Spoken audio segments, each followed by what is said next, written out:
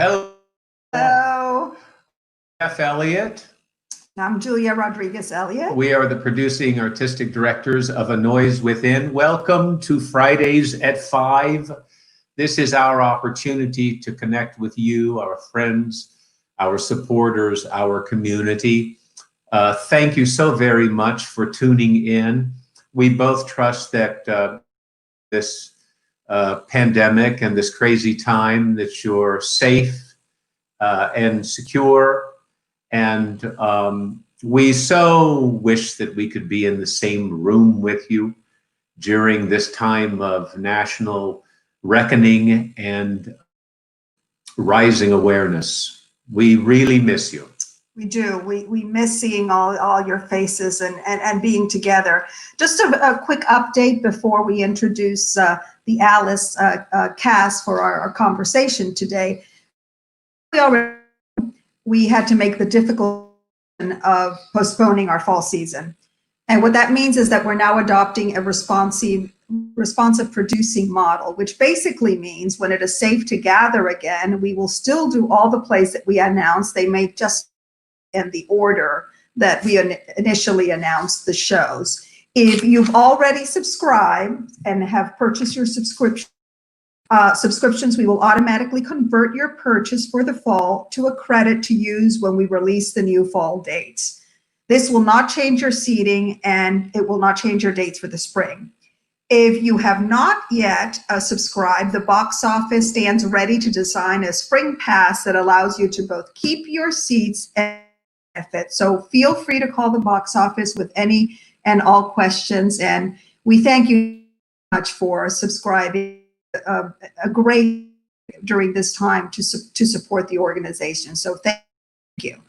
And now I'm going to ask our friends who are here today to talk about to join us so that they can introduce themselves. Ah, there they are. The gallery of talent. I don't know. Hello. That's one word for it. Yeah. Hi, guys. Hello. I thought it might be a good idea, given that you, all of you played multiple roles, probably with the exception of Alice, that you tell us what roles you played in the production.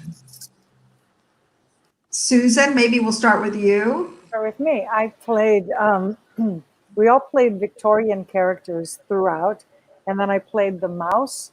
I played the King of Hearts, and I also played the White Queen. Case? Hi, my name is Casey Mahaffey. I play the March Hare at the Mad Tea Party, and I play Tweedledum.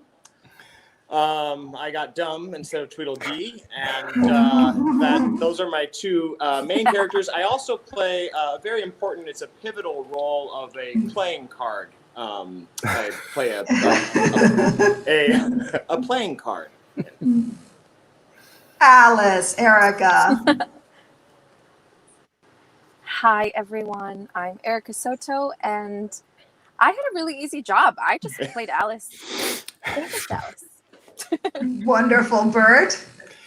Well, I got to play a playing card or two in there as well, but my favorites were the Mock Turtle and the White Knight. And I'm Raphael Goldstein, and I played a crab and a table and a playing card and the Mad Hatter and Tweedledee and Victorian gentleman. And I think that's it. Oh, right. The famous table. Oh, yeah. Wonderful table you were. Yes, indeed. Stage Alliance Award. Oh, yeah. Oh, yeah. So to set the stage for our conversation today, we thought it might be fun to share the production trailer with our audience. So let's take a look at that. Cool. Oh, it seems very pretty, but it's rather hard to understand. It seems to fill my head with ideas.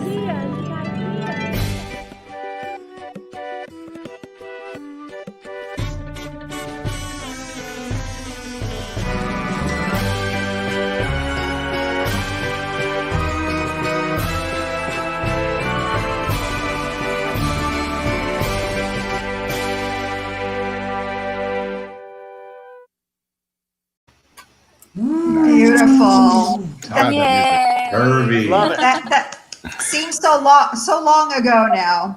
Mhm. For our audience, out there, if you have any questions, feel free to send those to us, and we'll try to answer as many as we can throughout the broadcast.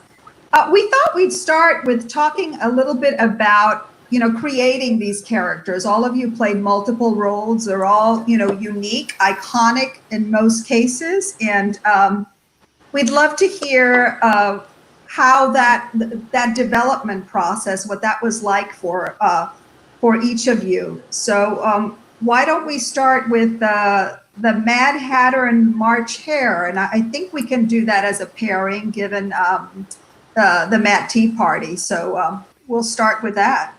Cool. Case, you want to go first? That's you, bud. No, you. Okay. All right. For the Mad Hatter, I started off with just his name. Mad as a Hatter is a term that predates. Thank you, Raphael. Thank you Casey. very much. Thank you. Thank you so much. So for Yeah, I got pages of this shit. Stuff. and that's why This is live, Mr. Hatter. Go ahead. Go ahead. Okay, That was my fault. That was my fault too. But yes, so Mad as a Hatter predates the book, and it came from hatters who would use mercury, like liquid mercury, to cure the felt in hats. So they developed a tremor. They were very terribly shy.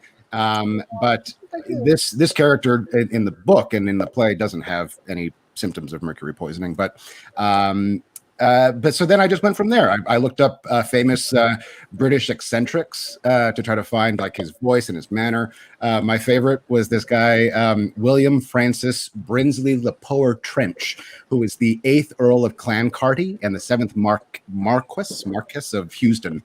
And he was a British parliamentarian who believed in UFOs and spoke a lot about them. And I also used Tom Waits in Dracula.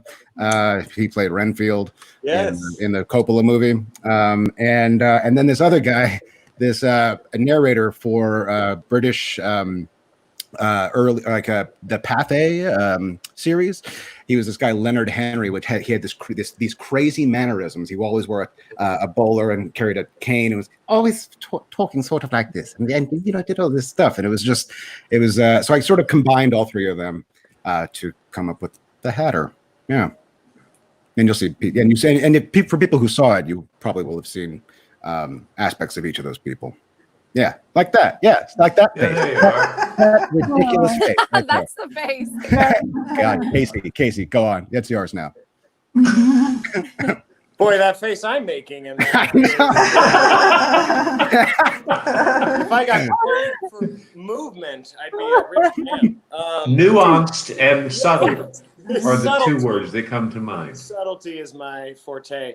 Raph had the best point is just, for actors, starting with the text is usually the best kind of jumping off point.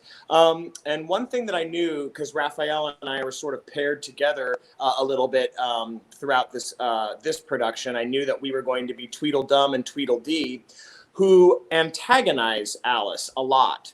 And they're sort of aggro with how they pick on her. So I knew that I didn't want the March Hare and the Hatter to do the same, because that was always one of my things growing up watching Alice in Wonderland. I was like, so she just goes from spot to spot and everyone's really mean to her, just like really rude to her, and makes this little girl feel terrible.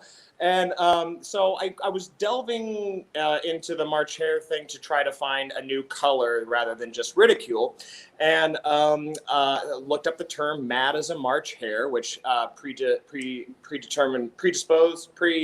preordained Predates. Preordained. before Carol.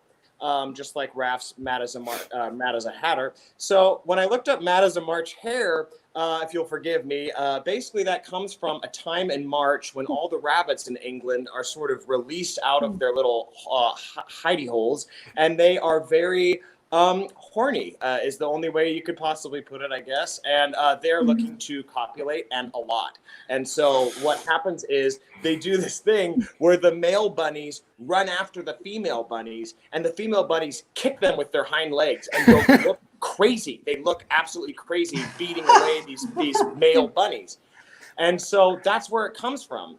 And I started thinking, well, obviously you don't want to play the sort of lasciviousness of that, but I thought if for children, exactly.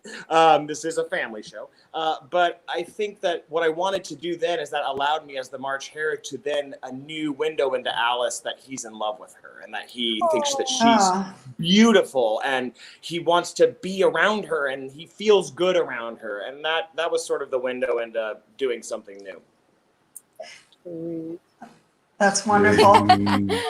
Look how he loves her. Maybe after I say that, that's not the photo we should. I know. I was like, maybe that was legal. It seems to be true love. Yeah. And would you guys talk a little bit about this fascination of Carol's with these asylum environments that I think somewhat inform the entire sensibility of that Mad Tea Party? Totally.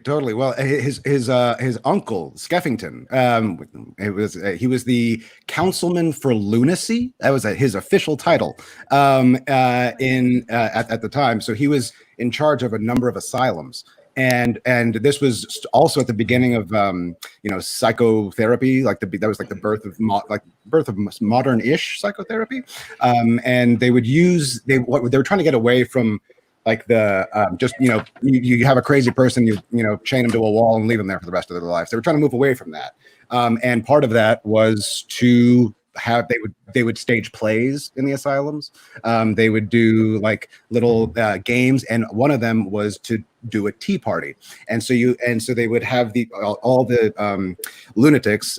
They called them pauper lunatics because that's usually where they came from the lower castes of the British society. They couldn't afford like fancy, go to the country and, get better. They would go to these asylums and they would throw tea parties in the middle of the solariums, and that is terrifying. Wow. Yeah. That is terrifying. Yeah. That's pretty interesting. So Carol would have had intimate knowledge of a lot of those of those techniques, those therapeutic techniques. Wow. Yeah. Wow. Do any of the rest of you do research like Raphael, or is it just him? No, we just let No, it's just You just asked Raphael, right? Yes. look this up for us. pretty much. Erica, will you talk a little bit about Alice and becoming Alice and what it's like to get into the mind and heart and physicality of a 7-year-old? I thought that your performance, the sense of wonder and all of that was so alive in you. So I'd love to hear your thoughts on all of that. Oh, Julia, thank you. I started by before kind of being super lucky and getting to work in the theater as my main gig. I was actually a nanny for many years, and I worked in childcare, especially with infants and toddlers and younger children. And so I really kind of pulled from my experience working with those little kids and observing their movements. And I kind of looked at it that way first, is, how they walk and how they sort of exist physically, and then let that sort of influence the way that I would think. And in a lot of ways, the roles I get to play end up being very therapeutic. And I feel like Alice came at the perfect time when it was like, I personally just really needed to be in a space of wonder. And so to really let that take over in a genuine way was it was just a lot easier than I thought it would be, because I sort of am, a closeted, like very whimsical child that feels like I have to be a grown up in a big scary world. And so it really felt like an unveiling, and then coupled with sort of spending so much time from when I was like a preteen until years after college working with children. I kind of married all of that together. And the cool thing about playing Alice is she gets to be so reactionary to everything. and so it's a testament to the rest of the cast, how delicious and full they are. And it was really just fun and easy to just be in the presence of that and just respond to that, and yeah, and I think that's very childlike, right? Where you're just sort of seeing something at face value, um, and responding to that totally, totally genuinely. So I hope that came across in my Alice, but yeah. No, it was beautiful. Susan, do you you also played the White Queen and the White Queen and the Red Queen, and I wish Julan was here today as well, and she couldn't be. Really guide Alice, particularly through that whole second half of the journey. Any thoughts about the White Queen? Oh, wow. Well, the White Queen, it's funny. One of the things that you said early on in rehearsal, or when towards the opening, was what do each of these characters bring to Alice's life? What are we teaching her as she goes on this journey? How are we guiding her? And that was really instrumental, because then it suddenly made sense that she was more of a almost like a mother figure in some ways, to guide her through this confusion about time. And here the White Queen is somebody that her memory works both ways, in the past and the future, and it's all very complicated and very unsettling, which is something that I totally relate to. I had no trouble relating to the White Queen. So many of these characters were just, we had to find the humanness of them, which we can talk about later. But this one, for me, I was like, okay, that's me. That's how I get out of the my hair's all over the place. And trying to navigate this huge concept of time and how you change on a daily basis, how your life changes, how the tiniest little perspective that you can have in one moment can just take you down a whole different direction. And in that way, I felt like the White Queen, in her illogicalness, was a very logical guide to Alice as she tried to navigate down this rabbit hole. I found it very motherly and very wise and very heartwarming. I love that relationship, playing that same character. Yeah. I think one of the most interesting things too is that people who don't know you well, Susan, don't realize that you're a lunatic. Could you talk about that a little bit?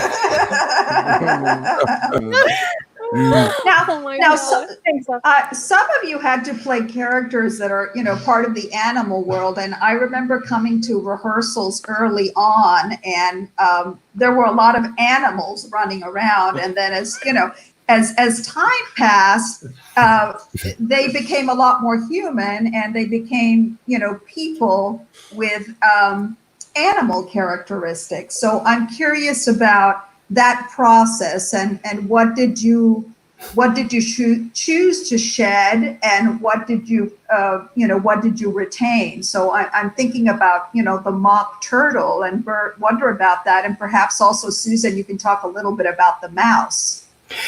That's interesting. The first audition, Stephanie was asking for some physicality about that, and I did this bit where I kind of bowed my knees in so that when the turtle was walking, he had that sort of turtle in a shell kind of thing. But as we started working on the play, and you're looking at, well, who is this guy?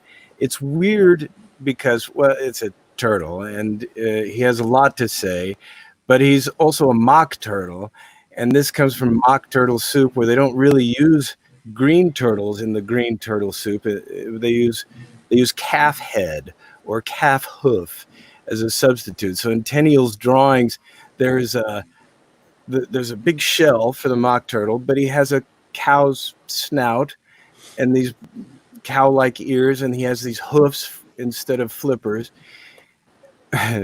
So when you got to the part where he's lamenting the fact that he used to be a real turtle, I went more with the turtle aspects rather than the cow's head thing. That just seemed to, there he is with kind of the big ears that sort of echoed the Tenniel drawings. But he's really proud of his school Under the Sea, so I kind of borrowed from an old professor that I had in college, who was very precise about what he would say. He didn't have a British accent, but he was so about his language. His name was Dr. White. It's White. You have to aspirate the W because it's white. It's not white. It's white. And so I used a little bit of that, and then the idea that a turtle would be slow and lumbering, and so I just kind of dragged him out in a professorial way so he could torture Alice with suspense. And as I recall, before we cut that scene, the running time was about 4 hours. Yes. What I tried Well, to do, 356. I sacrificed breathing just to shorten it a little bit. So there was no inhalation. And I love how that, when you sang, it had that same kind of quality as well. I also love that he was this older turtle, that he'd been around for a long time. So his advice was important.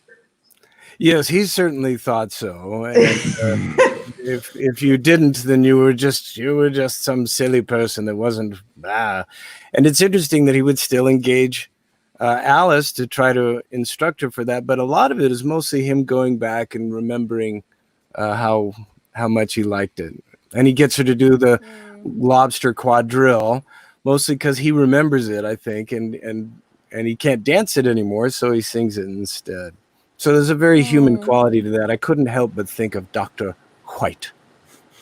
That's great. And Casey, you talked a little bit about your March Hare and the kind of things. I loved your story because I didn't realize that, but that whole leg thing that you ended up retaining as the character was wonderful. Were there other aspects of the March Hare that you let go of, or that we told you to let go of? Yeah, well, for that one, possibly. I do think that I do remember being relieved from the pressure of feeling that I had to incorporate more bunny-isms as time went on. We were really peeling away the scene a little bit and unpacking it and having so much fun. I mean, Justin Lawrence Barnes, who plays the Dormouse in the scene, and Raph and Erica and I had the time of our lives. And I then sort of retroactively started trying to stuff bunny movements into it later. And they were like, and Julia was like, you don't need to do that. It's fine. But I apologize for any redundancies. I couldn't hear Bert. For some reason, these Zoom, these things, his microphone, I can't hear if I say anything he did. But he mostly talked about how great you were in the production. That's what I assumed. So I'm glad we're on the same page. But it wasn't as much that one as the bird scene. We have the caucus scene where we're all birds.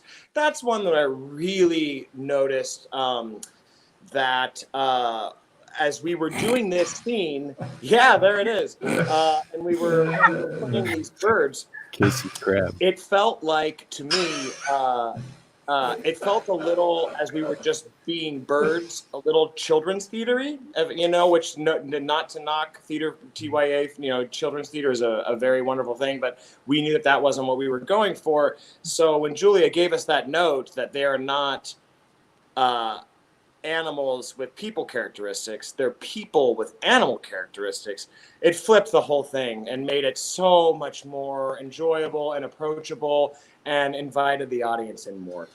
Yeah. But it's weird because usually you pick up a script and you have some sort of affinity for the character and you have an idea about where it's going to go in this emotional journey. And we all remember talked about this early on. We sat and read this play and we were like, we don't know how to do this at all. We're going to have fun exploring this, but we really have no idea how to do this. So I think, we start, that first rehearsal that I came in for the mouse, if you guys remember, we were all doing our mousy movements. So everybody was being very, we were doing this physical stuff and exploring what it really meant to be the physical animal. But I'm glad that we did that. And then we also looked at a lot of pictures and did a lot of reading and, and I kind of went away from any sort of, it went a long way around before you came back to any sort of human person with those traits. And ultimately, that's what had to be done. It's like, what is the point of telling this story for Alice in this moment? But I was only beginning to discover that, because on the mouse, there's this amazing thing that I found in Alice's adventure in Under the Underground, the one that he hand wrote, Lewis Carroll. He had a whole different version in the 3rd chapter. He had a version about the mouse saying to Alice, mine is a long and sad tale. A tale, tell you the story. And Alice is the one that's imagining the tale of a mouse as she's hearing this story. And so it was important to Lewis Carroll, when that was put on paper, that that the words looked like, the tail, and that the fonts got smaller and smaller and smaller at the end of the tail. He oversaw that. And the mouse talks about how they're scared of cats and dogs, and that poem doesn't talk about cats at all. But I found an earlier version, which actually is really cute. Do I have time to read it, or is this like too much like a dissertation? No, absolutely. And I think, Susan, that's a great segue, because I think that the other piece is that, the language in Carol's world is so important, and it's sort of a magic show of words, and how he, combines words, how, words are dancing on the page, and that's sort of what you're talking about with the tale. So I'm curious about all of you and handling the language that can be thrilling, but I think at times also confounding in terms of trying to understand or find a logic within it. So please. Right. Well, this tale, this was so iconic because people know that image of that tale. And again, we were playing animals and all kinds of things. But this poem that I found in his handwritten version says, "We lived beneath the mat, warm and snug and fat. But one woe, and that was the cat. To our joys a clog, in our eyes a fog, on our hearts a log was the dog. When the cat's away, then the mice will play. But alas, one day, so they say, came the dog and the cat hunting for a rat, crushed the mice all flat, each as he sat under the mat, warm and snug and fat." What? Think of that. That's what he wrote, which does not remotely appear. Unbelievable. Wow. Unbelievable. How in the world that mind worked. And that Wow. explains the mouse saying, "I don't like cats or dogs." So then when I was trying to figure out, well, what is this story about? And there's people say that it has to do with Aeschylus, the Furies in the Orestes tale, and how the Furies are hounds and dogs, and they're pursuing this trial, which is unfair. And then we have the trial later in Alice. Oh, yeah. Yeah. There were some people that thought that it was based on a dream that Alfred Lord Tennyson told him, and it was all this stuff. And ultimately, at the end, when Julia came in, I thought all of this information is not going to help me remotely play this. But what's the character doing? So I was like, okay, this has something for me to do with injustice, this trial that this mouse is going to be condemned by the dog Fury that's playing the judge and the jury. And I thought that resonates in our life, and maybe that's part of the story that the mouse is trying to give to Alice. But it's interesting that you go through that journey, and then that oftentimes the physicality can lead you to the essence of an individual. And I think with the mouse, Susan, you so found that in terms of how this woman felt about, justice in the world, and how strongly she wanted to communicate that to the next generation. So it's interesting, but it all ends up being a journey. When you mentioned Susan, when Julia came in, it was extraordinary for me, because I got to watch this relationship between Julia and Stephanie Schroyer, who directed the play, but she and Julia essentially worked together and worked really as co-directors on this piece. There was a point that it was so complex, this play, so very difficult. And Julia came in because of some particular expertise that she has, and Stephanie is so extraordinarily talented. And between their two working together, some amazing stuff went on. I loved watching that. I thought that was really quite incredible. Mm-hmm. Yeah. Well, that's one of the great things about working in a company where you can do that. Exactly. People in that would never happen somewhere else. So that was. Yep. Other passages that come to mind for some of you, Erica, is there something that stands out for you? well, that the whole opening, that whole that whole beginning of Alice, and how engaged she is with her environment and her all the little bits and pieces of her world, and I really enjoyed sort of that play, and also, having the things come to life as she's seeing them, as she's speaking them, all of these things. But I did find it really difficult in the writing itself, because so much is really counterintuitive sentence structure. Like, even when you read it, I found it kind of exhausting. I would have to take breaks, reading the book when I read the book, and then even just the logistics of learning my lines, because the structure is so complicated, and she's a very intelligent 7-year-old, and also there is so much repetition, and you really have to be specific, because everything gets picked up at some point. Nothing is sort of there by accident, and it's all kind of like, these are all like little nuggets placed that have that kind of bloom later. And so it was definitely a challenge just of my brain to make sure that I got all the kitties and deers and lovelies and all of these things in order, and then having that whole beginning really be alive and really believe that she's going from this realistic place into Wonderland, kind of seamlessly. You had a huge line load. Yeah. We were all backstage. If you could see us backstage, it was really like noises off in the play, because we're backstage just racing and changing costumes, and you're on stage holding it together, but such a line load. My goodness. Well, it's astounding to me that you all make it look so easy. When I watched the show, because I was much less involved with it, and we're just watching this thing, it just unfolded quite natural.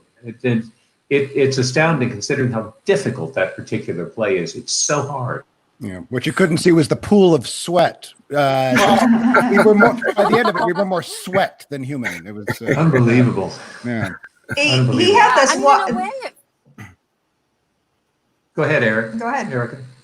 Oh, sorry. Yeah, I just wanted to say, in a way, I don't know who had it harder. Because for me, it just sort of felt like once you're on the ride, it's like a roller coaster, right? You just sort of ride it all the way through, and there's a kind of muscle and challenge to do that. Yeah. But then it's also just as hard to have to, step in, step out, step in, step out, and have that be a seamless, a seamless ride as well. So it's like, while the ensemble, the rest of the cast is, like Raphael is saying, like flipping hats, literally, I mean, I don't know what's worse. I sometimes felt like I did have it a little easier, because once you're out there until you bow, and so in a way you can just kind of let go. But yeah, you guys were amazing. Oh my God. I'm back at And he had this wonderful aptitude for blending words. And I wonder, Bert, if you might talk a little bit about that. 'Twas brillig, and the slithy toves did gyre and gimble in the wabe. All mimsy were the borogoves, and the mome raths outgrabe. There's something so it's so delicious. The human mind, they say, is wired for language, and I think we seek words, and you can communicate without them. You can listen to a couple of young people, if they're even talking to each other rather than texting with a bunch of emojis, and they can narrow it down to a 6-word vocabulary. Oh, he was all and I was like and he was and then and they go yeah, ooh, dude, and they're done. They're connecting, they're communicating, but I think there's a different there are different pathways that we actually delight in when we're trying to express it that way. And like Erica's struggle with getting all the lovelies and the deers, wanting to put them in the right place, I would just imagine that when you went, oh, I missed that. It's like somebody playing a Paganini solo, and they like, oh, I did the wrong note, or I skipped that note, or something like that. You want to have like each one involved so that it puts this out there. And what's really fun about the Jabberwocky piece is that they're made up. They're made up words, and you can type any of them in, and they'll lead you right to Carol, because they just didn't exist before he started using them, but they sound like something.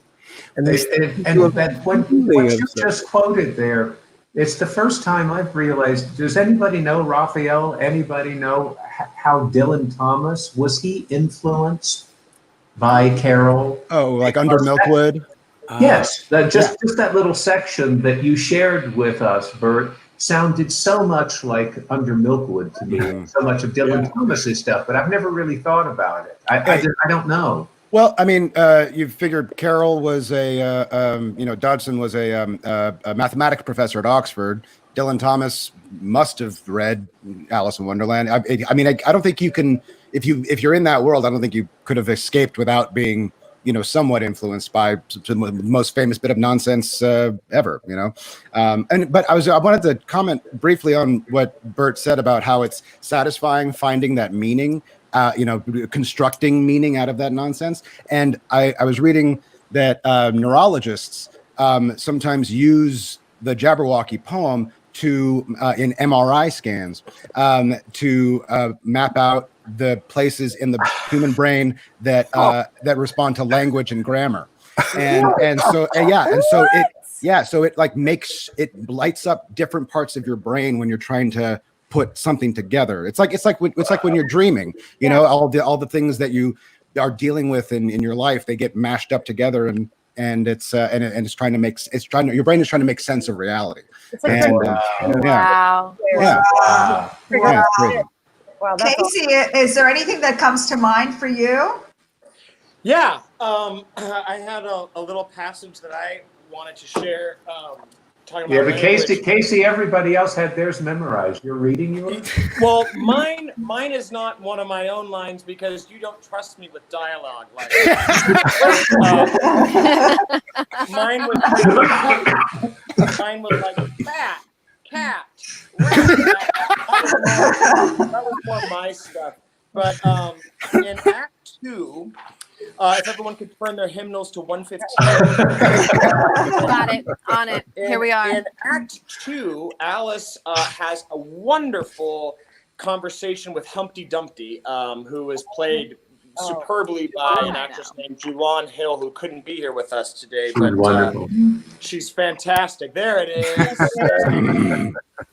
And Yes. I love was the fantastic. in that. So good. You might be familiar at home if you're watching this with the concept of an unbirthday, if you've heard this. So there's 365 days in the year, and everyone has a birthday. But 364 days of the year are your unbirthday every day. And Humpty is telling Alice about it, and Alice doesn't quite understand. And she says, well, there's glory for you. And Alice says, I don't know what you mean by glory.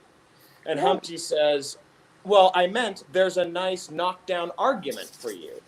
And Alice says, but glory doesn't mean a nice knockdown argument. And Humpty says, well, when I use a word, it means just what I choose it to mean, neither more nor less. The question is which is to be master. That's all. So, I think that's just like an insight into how Carroll treated language. Like, he manipulated the sounds and the onomatopoetics of like different words. He made up. I think Jabberwocky is entirely made up, right? I mean, most of it. And, he made up all this stuff and assigned meaning, whatever meaning that he wanted to assign to it with incredible conviction that he pulled it off. And since then, Raph, I don't know, I think we talked about there have been scholars and oh my God, doctoral thesis, that have been written on Carroll's language, people trying to parse out what he meant. And sometimes he just wrote something down because it sounded nice. It didn't really have, it didn't have some intense sort of, a meaning behind it. He just was like, oh, it rhymes with that and it sounds cool. Yeah. That's very Shakespearean. I mean, how many words did Shakespeare invent? right. Yeah. Oh, Exactly the same thing. Yeah. Right. Well, I mean, he talks about, he was interviewed for the 1895, I think, reissue. He talked in the foreword about how everybody was asking him about the meaning of the what's behind the riddle. Why is a raven like a writing desk?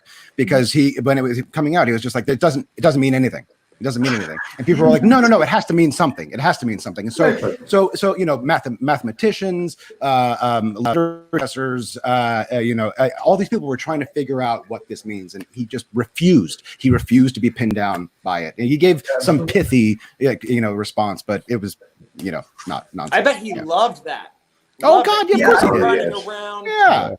I hope That's so. why I love into the play. I used to get so teared up watching Erica and Bert just at the very end, where we're closing the play and you're giving taking the crown and giving it back, and you're ending it, because there was such, and they're so beautifully played by you two. Oh. There was such humanity in Bert's character, the knight, recognizing that, or this is at least what I saw in it, that this story, this adventure has been unique into the way that she's experienced it, and that's kind of like with Lewis Keller, that these words can mean what you want them to mean, or that it doesn't have to be set down one way, that time doesn't have to be the same way, that gave this child the ability to play and to invent all this stuff, and the White Knight seemed to understand that. I found that so moving about this play. And they seem to be bound by love, those two characters. Yeah. That I found that so moving. Yeah. They just seem to be bound by this unspeakable love for each other. Bert, will you talk about, we all love the White Knight, and I also felt that it was a moment where she was growing up and he had to let her go on her own journey, and that was really beautiful and something that every parent, can relate to and child. Will you talk about the White Knight a little bit? I loved the fact that we all played multiple roles, and I don't know if I just chose, to see meaning in how an actor would have this role and then this role and this role, and somehow there was a connection with that. There's a reason why Raphael is both the Mad Hatter and on that mushroom. Here's the guy that's taking her through that thread. We all had that. And when we start with the Victorian characters, as I think I can say this without fear of contradiction, perhaps the oldest cast member in this particular production, I got to sort of assume a Dodson, a Lewis Carroll sort of role. And he gets on the boat and he's thinking about this poem as we hear it being sung. And then he gets to usher Alice into and out of Wonderland through that looking glass. And I felt if Dodson's kind of going through and he's going to play the crazy old bird at the caucus race, and he's going to play the mock turtle, and they'll both have a good laugh about, you remember your professor like this, don't you?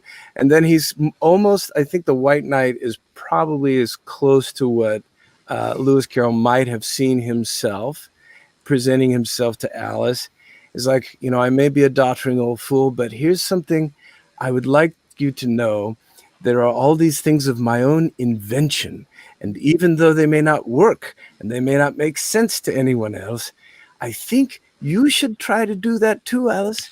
You're going to step out into adult world and find out it's just as crazy as all of this, and that nobody really knows any better than do you.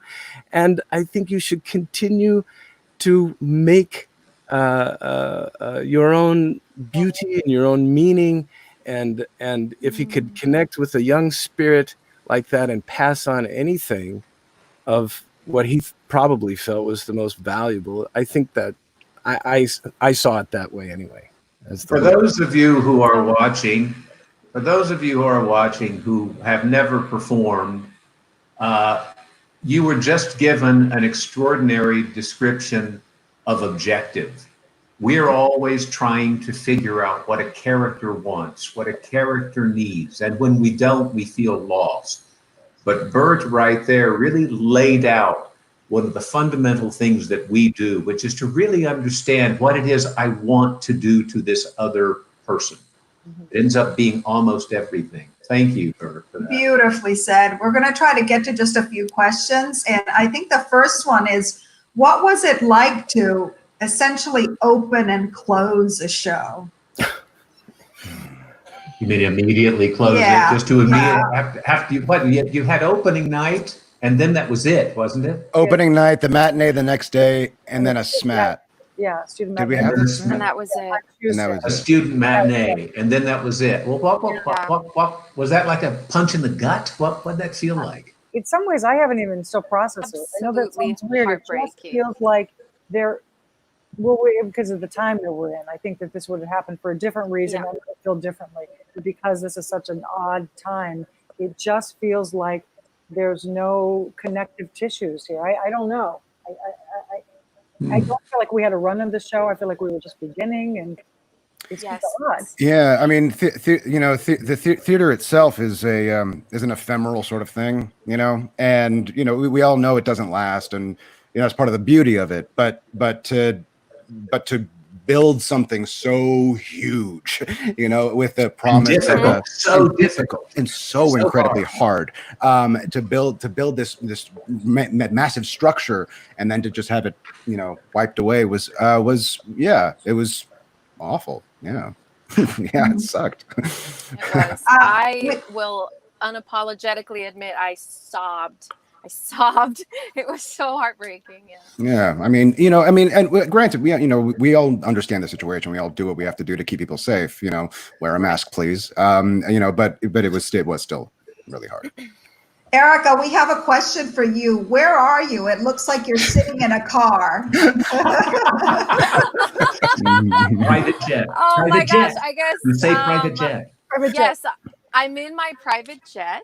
Alice in Wonderland has made it possible for me to afford such luxury. No, I am actually in my tiny home on wheels. I have a van conversion that is completely off grid, and we are currently traveling to visit family in Texas. So that is where I am right now. That is the door. That is the door to Wonderland right there. Careful. And another question for Erica. When did you join this theater? What year? And what made you join this production? Oh my gosh, Casey, what year? 2017. 2017. 2017, my first show with the company was You Never Can Tell, and then I think right around the same time I also did a reading of Arcadia. Yes, so you that did. kind of all, to me, in my mind, it all kind of happened at the same time, and I mean, I was just absolutely humbled, thrilled, flabbergasted, happy, grateful that I was asked to play Alice in this show, to which I said yes faster than you can say yes. So yeah.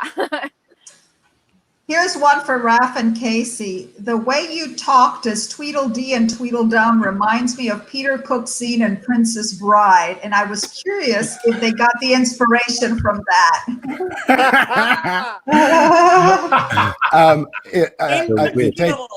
Inconceivable. Yeah, we'll take it. What do you think? I didn't take it from that. Oh, no, go right ahead. I was just trying to think of like upper class twits, and like what they might sound like, because I wanted to try to contrast, we were just digging so deep into our bag of character tricks, we're just scraping the bottom of the barrel. Oh my God. But yeah, so we were just trying to find the most outlandish way to present it. And also, I mean, keeping it based in the text, trying to finding ways of needling her and throwing her off track, or bringing her onto track. So yeah, I don't know. I settled on that, not being able to say the R's as W's, because that's like an aristocratic, old British aristocrat thing that I've heard, and I thought it was funny. Case. And my best friend Minnie is a nanny, and the child that she watches, what's his name? Hunter? I don't know. He's one of those cool kid names, that they have now. It's really cool. Jax. Arrow. Right. This kid, he is on it. He's super smart, and he'll tell you all about it, but he has a little bit of this thing going on. And that's as far as my work went. I was like, the dance between the scene was hilarious, but the dance between the two of you, which was all Stephanie, I believe, working with you guys. Yeah, Stephanie and Jay. Yeah, just too much. That was like the top. Just hilarious. Oh my God. Had the time of my life with, Yeah. and I always do with Raph. You know, we're sort of two heads of the same monster, and I think that. And it is so a cool. monster. Oh, it's without It a doubt a is. monster. Yeah. It is a monster. It's a loud, attention-seeking monster. Yeah. And Accurate. no, but we were texting one night. It was really late, like around midnight, and we didn't know what we were going to do with these guys. And he dropped this bomb. It was so good. He was like, "What if these are two privileged private school kids on the playground that are mean and cruel, but they can't speak very well?" Yeah. Totally. Oh, that's fabulous. Yeah. I love it. So good. So good. So another one, what are you guys doing with your time these days? Mm. Erica's driving to Texas. I have been, yes, driving to, well, I'm not going to open that right now. Yes, driving to Texas and basically downsizing to live in 6 by 14 feet. That's my Is quarantine time. Ross in a cage back there? You have him in a cage. Ross, carrier, yeah. Ross is the chauffeur, and he's on his Yeah. break. And no, he's back.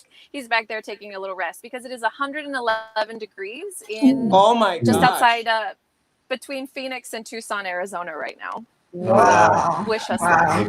Yeah, yeah. Wonderful. Yeah. Anybody? Wow. Anybody else in terms of what you've been doing with your time? I'm getting into dad mode. I'm just Home Depot, like I'm doing like backyard, that kind of thing. I think a lot of other people are too, because we went to Lowe's 2 days ago and it was packed. I mean, it was like a concert there. So that's just house stuff, you know, like taking the time. Finally, we have this time to like get to those projects around the home that I've been like, oh, I better get to that for years. So it's been fun that way. Yeah, Right. we've been doing some of that too, and it's nice that my wife and I actually have some time to enjoy some things other than talking about quick business things before we pass each other in the afternoon on our different time schedules. So now we both have the same time schedule. And she scraped out a spaghetti squash not too long ago, and you know, or So good. yeah, or no, it was a butternut squash, excuse me, and Also the good. seeds. She normally likes to spread them out on a pan and bake them in the oven. Well, we didn't have the oven on, and she didn't want to bake them right away, so she was going to wait until the next time we had the oven on. So she just put a little piece of Saran wrap over the seeds in this bowl, and then she picked them up 2 days later, and they'd sprouted. All along the bottom. We're like, ooh, look at this. Ooh, look at this. And we had the time to go, ooh, look at this. Look at this. And then I said, let's plant them. She said, yeah, okay. So we found 3 pounds. The stems, we planted them 3 days ago, and there's like this much greenery on top So of it. you've obviously gone insane. Yeah, we're planting squash. Yes. Gone insane? Wow. Wow. Well, you guys, thank you for this wonderful conversation. We can't wait to the time when we can get to share this beautiful production and your beautiful artistry with our audiences. And before we leave today, we're here to thank our Alice sponsors. Terry Murray, our lead sponsor, our co-sponsors, Jeannie and Terry K. Chris Bird and Team Moo Nugent and Donna Napoli. So thank you. And anyone who has supported our virtual gala, our Rise Together campaign, or purchased a subscription, we thank you for your support. And we're going to end this session, as we have other sessions, by reading the names of those individuals who are supporting us during this time. And I think that last time we left off with the D's, so we'll start from there as we sign off. That's right. So we want to start off by thanking Vincent DeCenzo, Anna Degtiareva, Susan DeVoe, Ruth and Jim Dewar, Jennifer Diener, Patty Murray Donovan, Jack and Becky Duty, Linda Dozier, Michael Droegmuller, Kathleen and James Drummy, Mary R. Duggan, Douglas Duno and James Walker, Barbara Durham, and Sarah Zita.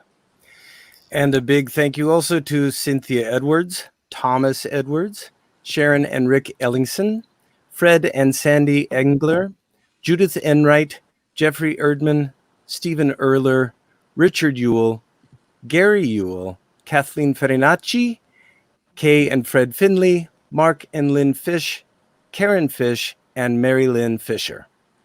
And a continued big thank you to Craig and Yvonne Flint, to Linda Flygar in memory of Dottie Lou, Karen Fond, Kay Fong, Cindy Fong, Judith Fong, Alan Fox, thank you, Maggie and Jean Freed, thank you so much, Mary Freeman, Carmen Freed, Will and Lois Fulmer, Frederick and Barbara Gable, Pat and Sandy Gage, Carol Gagne, and Jerry Gallagher. Thank you. And we'd also like to thank Mary Catherine Ganal, Patrick Garcia, Albert Gasser, Richard Gerber, Michelle Giffen, Craig Gilmore and David Crocker, Joseph Glazer, Fred Gliena, Art and Lorraine Goldman, Joyce and Eric Goldman, Charles and Paula Goldsmith, Richard and Ruth Goldstein, Ralph Goldstein and Barbara Como, hi Mom and Dad, and Margarita and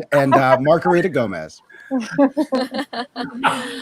And of course, a big thank you, big thanks to Armando Gonzalez and Brenda Berg, Lois W. Gordon and John McDonough, Susan Gosden, Dr. Richard R. Green, Ellis Greenfield, Sandy Greenstein, Marty Griffin, Lisa Grenig, Diane Grolholski, Gladys Gundrum, Heather and Paul Haga, Barbara Hadsel, Raylene and Chuck Hacker, and Richard and Ruth Halverstadt. Thank you. Thank you. Thank you. Even just hearing those guys. names. Thank you all makes me so wanna listen. much. And we'll see you the next Friday at 5. Love you. Bye. Goodbye. Love you guys. Bye. Bye.